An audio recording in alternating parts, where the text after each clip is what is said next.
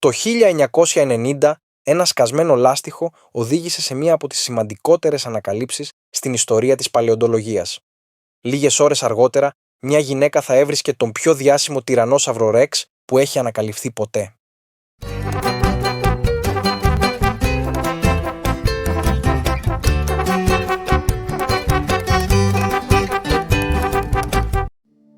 Καλοκαίρι του 1990. Μια ομάδα παλαιοντολόγων και κυνηγών απολιθωμάτων εξερευνά τις άνυδρες εκτάσεις της Νότιας Ντακότα στις Ηνωμένες Πολιτείες. Λίγο πριν φύγουν από την περιοχή, ανακαλύπτουν ότι το όχημά τους έχει σκασμένο λάστιχο. Τα περισσότερα μέλη της ομάδας κατευθύνονται προς την πόλη για βοήθεια. Η Σου Χέντριξον όμως αποφασίζει να μείνει πίσω και να συνεχίσει την εξερεύνηση. Καθώς περπατά στη βάση ενός γκρεμού, παρατηρεί κάτι παράξενο. Μικρά κομμάτια οστών προεξέχουν από το βράχο. Ενημερώνει την ομάδα της και ξεκινάει ανασκαφή. Από τα πρώτα κιόλας ευρήματα, καταλαβαίνουν ότι πρόκειται για έναν τυραννόσαυρο Ρεξ. Όσο όμως αποκαλύπτουν το σκελετό, συνειδητοποιούν πως έχουν μπροστά τους κάτι πραγματικά ασυνήθιστο, κάτι τεράστιο. Ο σκελετός είναι εξαιρετικά ολοκληρωμένος. Τα οστά μεταφέρονται στις εγκαταστάσεις της ομάδας για καθαρισμό και μελέτη. Και τότε η ιστορία παίρνει απρόσμενη τροπή. Ποιος είναι ο πραγματικός ιδιοκτήτης του απολιθώματος? Η ομάδα υποστηρίζει ότι είχε λάβει άδεια από τον ιδιοκτήτη της γης και ότι κατέβαλε $5.000 για τα λείψανα. Ο ιδιοκτήτης της γης όμως δίνει μια εντελώς διαφορετική εκδοχή. Ισχυρίζεται ότι τα χρήματα δεν αφορούσαν αγορά, αλλά απλώς άδεια αφαίρεσης και καθαρισμού του απολιθώματος, μέχρι να αποφασιστεί τι θα γίνει στη συνέχεια. Τα πράγματα περιπλέκονται ακόμη περισσότερο όταν αποκαλύπτεται ότι η περιοχή όπου βρέθηκε το απολίθωμα βρισκόταν σε γη της φυλής Σιού, η οποία τελούσε υπό ομοσπονδιακή διαχείριση. Το 1992, το FBI πραγματοποιεί έφοδο στις εγκαταστάσεις όπου καθαρίζονται τα οστά και κατάσχει ολόκληρο το απολίθωμα. Ακολουθεί μια μακρά δικαστική διαμάχη. Τελικά το δικαστήριο αποφασίζει ότι η κυριότητα ανήκει στον ιδιοκτήτη της γης και έτσι λαμβάνεται η απόφαση να πουληθεί. Η δημοπρασία ανατίθεται σε έναν μεγάλο οίκο δημοπρασιών και σύντομα ξεκινά ένας πραγματικός αγώνας δρόμου. Πολλοί φοβούνται ότι το απολίθωμα θα καταλήξει σε ιδιωτική συλλογή και ότι το κοινό δεν θα μπορέσει ποτέ να το δει. Το Field Museum συμμερίζεται αυτή την ανησυχία και αποφασίζει να προσπαθήσει να το αποκτήσει. Υπάρχει όμως ένα τεράστιο πρόβλημα. Το κόστος. Το μουσείο δυσκολεύεται να εξασφαλίσει τη χρηματοδότηση και ζητά υποστήριξη από εταιρείες και ιδιώτες. Στις 4 Οκτωβρίου του 1997 ξεκινάει η δημοπρασία.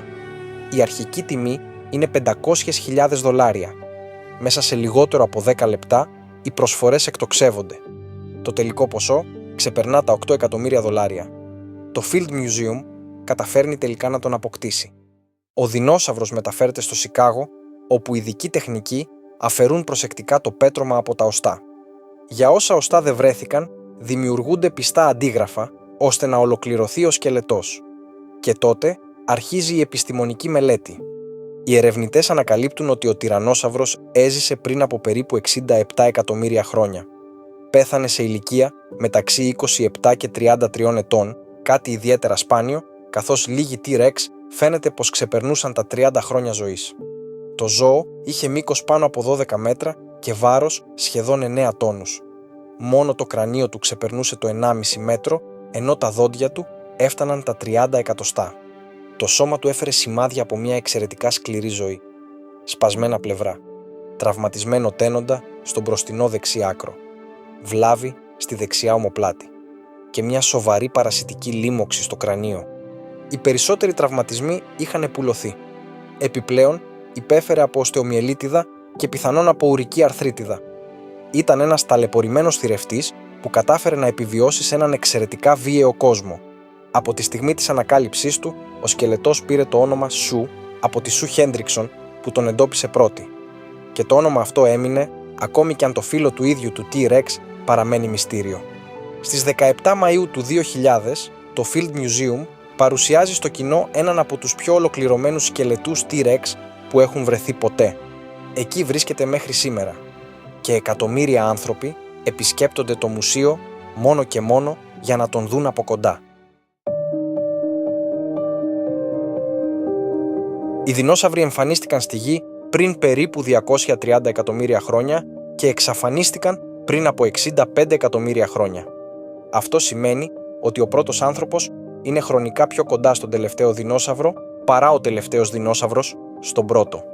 Η επικρατέστερη επιστημονική θεωρία για την εξαφάνιση των δεινοσαύρων είναι η πρόσκρουση ενός γιγαντιαίου αστεροειδού στη Χερσόνησο Γιουκατάν στο σημερινό Μεξικό. Οστά δεινοσαύρων είχαν ανακαλυφθεί πολύ πριν καταλάβει κανείς τι πραγματικά ήταν.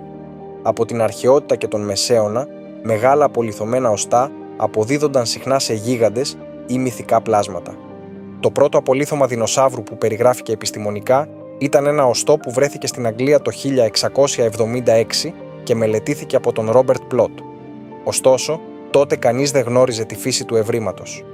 Ο πρώτος δεινόσαυρος που αναγνωρίστηκε επίσημα από την επιστήμη ήταν ο μεγαλόσαυρος.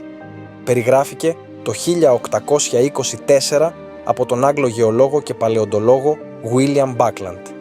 Ο όρος δεινόσαυρος δημιουργήθηκε το 1842 από τον Βρετανό επιστήμονα Richard Owen.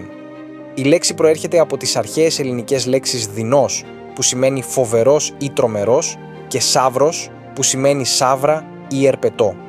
Η Κίνα έχει προσφέρει μερικά από τα σημαντικότερα απολιθώματα στον κόσμο, καθώς εκεί ανακαλύφθηκαν δεινόσαυροι με φτερά. Αυτές οι ανακαλύψεις δεν ενίσχυσαν απλώς την επιστήμη, την άλλαξαν ριζικά. Το 2011, σε ένα ορυχείο στον Καναδά, ανακαλύφθηκε ένας νοδόσαυρος ηλικίας περίπου 110 εκατομμυρίων ετών. Θεωρείται ένα από τα πιο εντυπωσιακά απολιθώματα που έχουν βρεθεί ποτέ, καθώς διατηρήθηκε σε εξαιρετική κατάσταση. Για αυτή την απίστευτη ανακάλυψη όμως θα μιλήσουμε αναλυτικότερα σε άλλο βίντεο. Οι επιστήμονες εκτιμούν ότι ο τυραννόσαυρος Ρεξ διέθετε μία από τις ισχυρότερες δαγκωματιές που έχουν υπάρξει ποτέ στο ζωικό βασίλειο, με δύναμη ικανή να συνθλίβει ακόμη και οστά. Ο βραχιόσαυρος είχε μήκος που υπολογίζεται μεταξύ 20 και 25 μέτρων και ύψος που μπορούσε να φτάσει τα 15 μέτρα. Παρ' όλα αυτά, δεν θεωρείται ο μεγαλύτερος δεινόσαυρος που έζησε ποτέ, καθώς ο αργεντινόσαυρος εκτιμάται ότι έφτανε τα 35 μέτρα. Αν σας άρεσε το επεισόδιο, στηρίξτε το κανάλι κάνοντας εγγραφή. Και αν υπάρχει κάποια ιστορία ή κάποιο μέρος που θα θέλατε να εξερευνήσουμε, γράψτε μου στα σχόλια. Τα λέμε στο επόμενο επεισόδιο.